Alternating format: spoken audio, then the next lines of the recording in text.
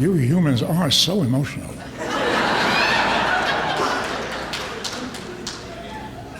As former science officer of the Starship Enterprise, special ambassador to the Federation, and retired citizen of planet Vulcan, I offer greetings. I have been studying some of your more prominent newspapers. The subject matter is not exactly fascinating. I would venture to conclude from reading these papers that the favorite topics in this order are sex, political scandal, sex, and sports. The favorite playing cards are the race card, the gender card, and the phone card. The favorite advertisements offer hair restoration, psychic email, and weight loss without exercise. Highly illogical. This is mere distraction. I know you humans to be curious about more than just pampering your inner child.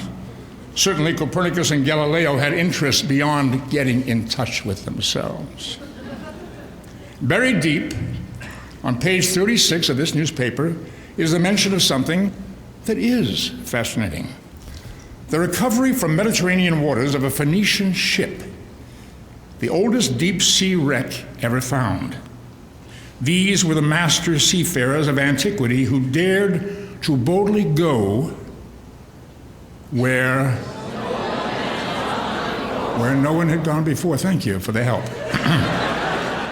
They were truly enterprising voyagers. And so are you, voyagers.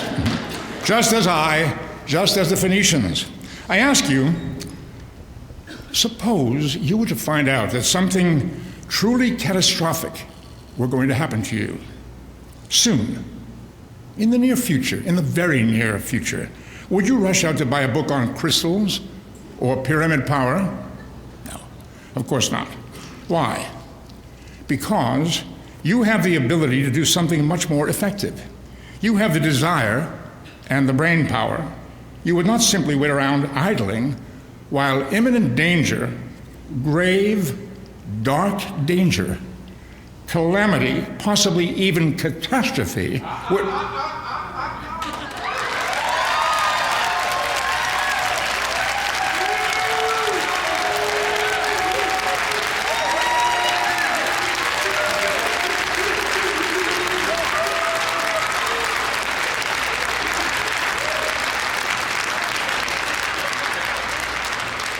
Naughty, naughty, naughty.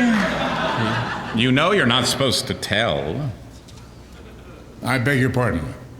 We haven't even met, and you're begging my pardon. That's delightful. So accommodating, so Spockian. You appear to know me. However, I do not believe we've met. I'm quite sure I would remember. Q here. I've waited all my life to meet you. Oh, well, I mean, that's something of an exaggeration, a few decades anyway.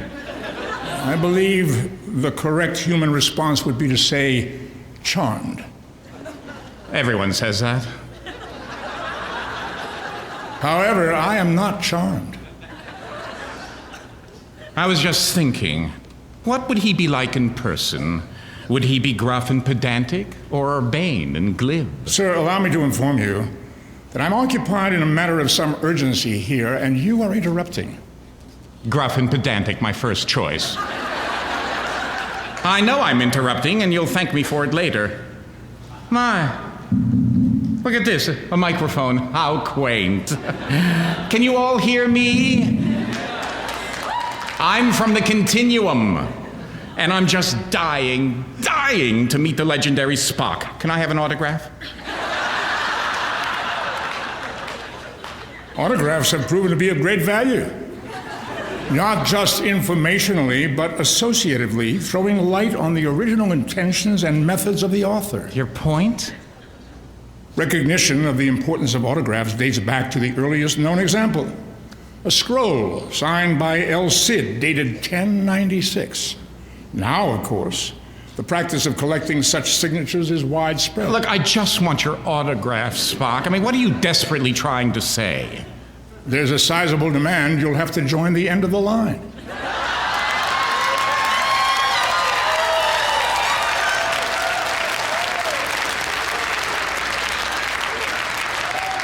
It's so good to meet someone with ego strength.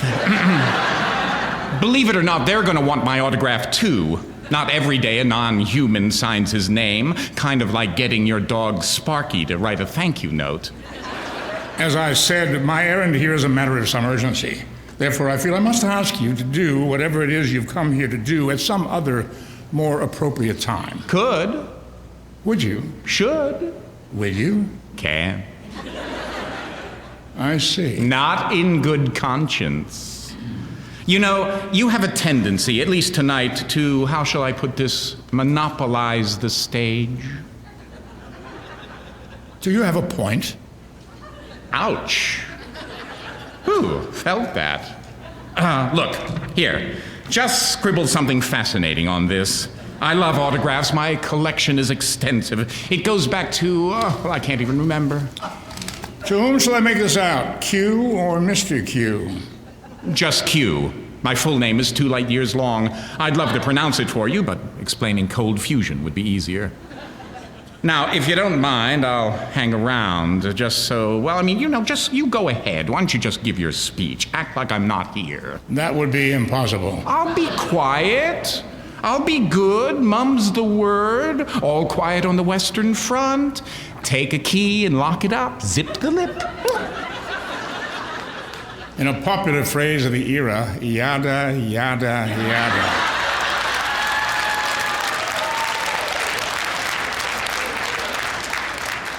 You say you'll be cooperative, but you are far too large to ignore. Oh, well, thank you for that. Oh, my. Can you not make out my handwriting? It's a little like mine, indecipherable. Let's see. To Q from Spock, not exactly what I call heartfelt. In the future, try a Hallmark.